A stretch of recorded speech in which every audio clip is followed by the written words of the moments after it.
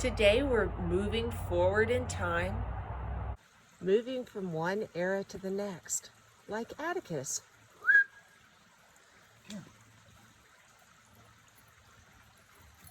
When Americans cross the bridge from the Revolutionary era and get into the early Republic, there is a lot to be done. We have to build all the institutions. You've most likely heard your entire life about the checks and balances that are built into our government and how genius the founding fathers were. The founding fathers did put checks and balances into the Constitution. And that's because they were super suspicious of any one body getting too much power. They felt if you had too much power, power could be abused. That said, when the Constitution was set up, I think that the order mattered. The first 3 articles of the Constitution set up the different bodies within the government. Article 1 is Congress, 2 is the executive branch, and 3 is the judiciary. What came first seemed to have the most power. In addition to making all the laws, Congress controlled the purse, the money. I think about that. I think they came first and they had the most power invested in them because in Congress you had a lot of people. You had the Senate, you had the House of Representatives, and in a way, all of those different guys would check and balance each other per the institution itself.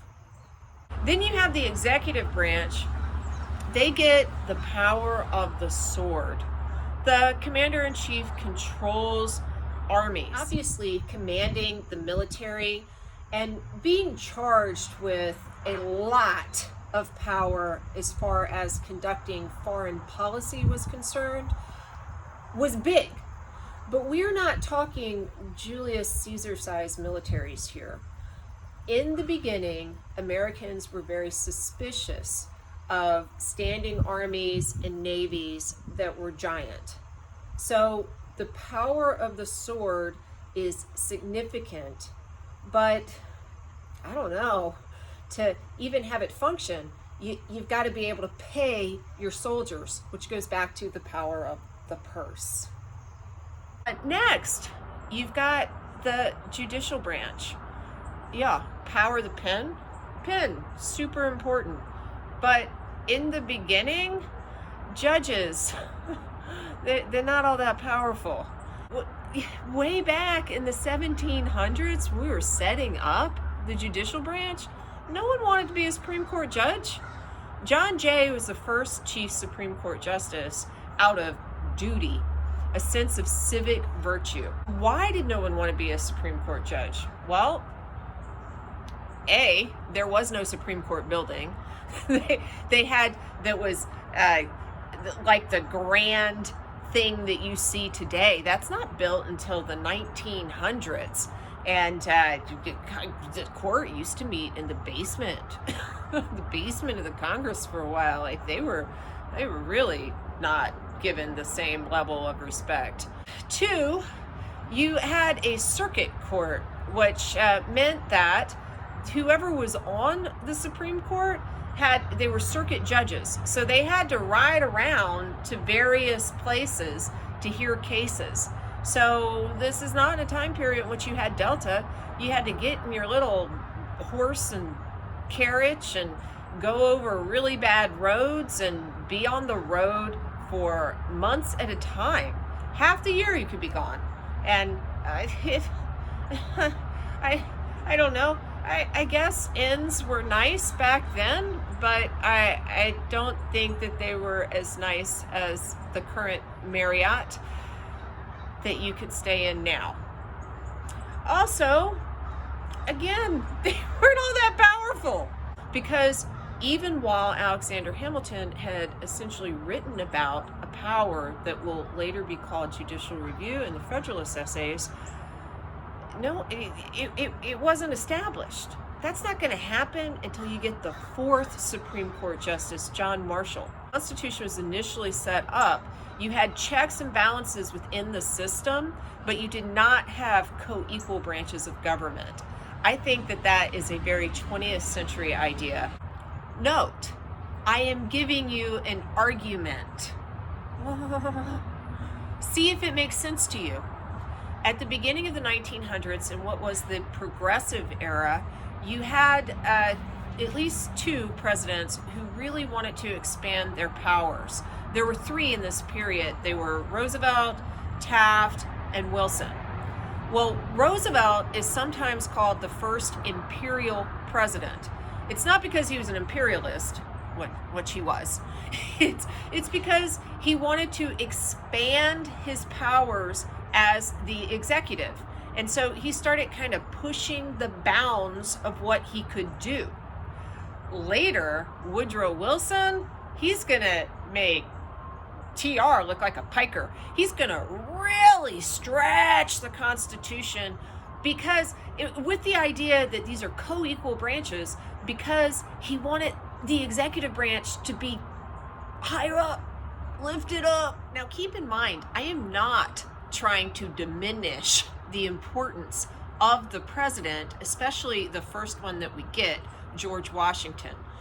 Many people have argued that he was the essential man. He was a leader who pulled everyone else together, and he became a focal point as the executive for the country to move forward. But his powers are not so expansive. This is why when John Adams is kind of throwing out things like, well, maybe we'll call him Your Highness in the chamber because we need some pomp and circumstance, everyone looks at him and thinks, what, John? John Adams, oh, you're so important, you founding father, but dude, what? The thing to think about with the word president is the root. The root of president is preside. Washington saw himself presiding over the country, not directing it in the way that you would as a monarch. He presided over the Constitutional Convention. George Washington had been the president of that. He's going to preside over the early republic, even while he is putting in place things that all future presidents will need. He's the first one, right? So nothing is really determined. You've got, again, some outlines of your powers in Article 2 for the executive branch, but it doesn't say things like you get a cabinet with this many people, or you get this much money, or this is how long you serve. That is not in the Constitution. Well, it is now. Now there's a limit, but only because a president went, I'm gonna serve longer than the big G.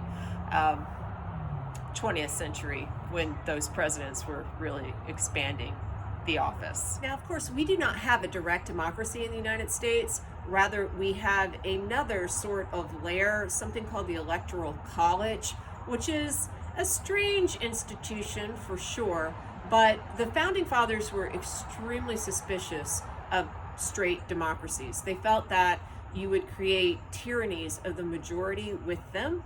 And this, of course, has led to much debate today, and I highly encourage you to look at why the founders had the Electoral College, what its purpose is, how it diffuses power across the country in a way that you would not necessarily have, how it gives the flyover states some voice instead of just population centers.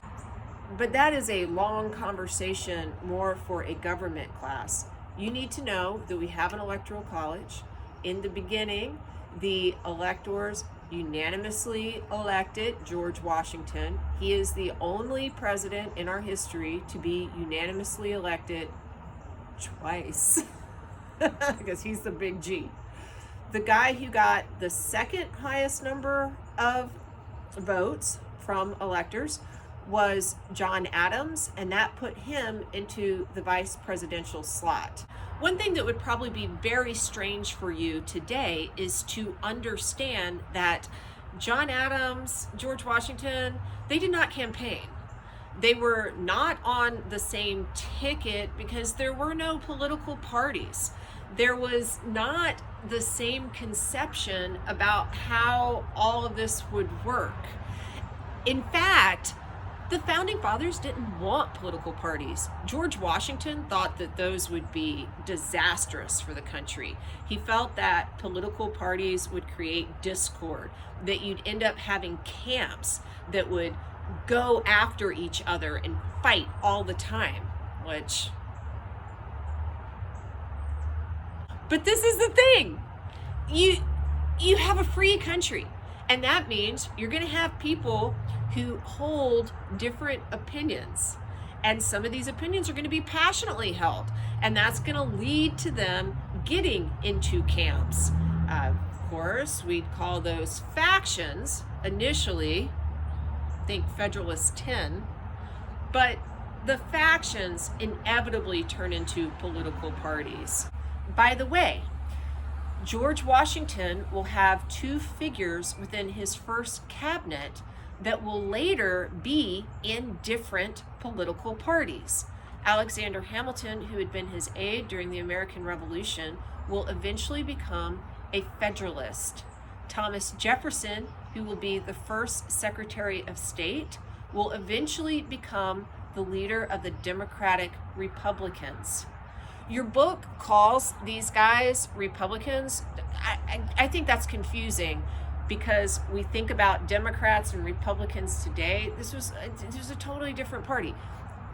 Federalist, Democratic, Republican. Here's a fun trick question. Which political party did George Washington belong to?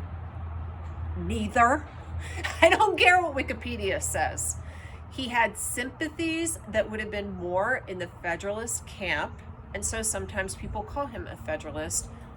Guy never liked political parties, and he would not have called himself a Federalist.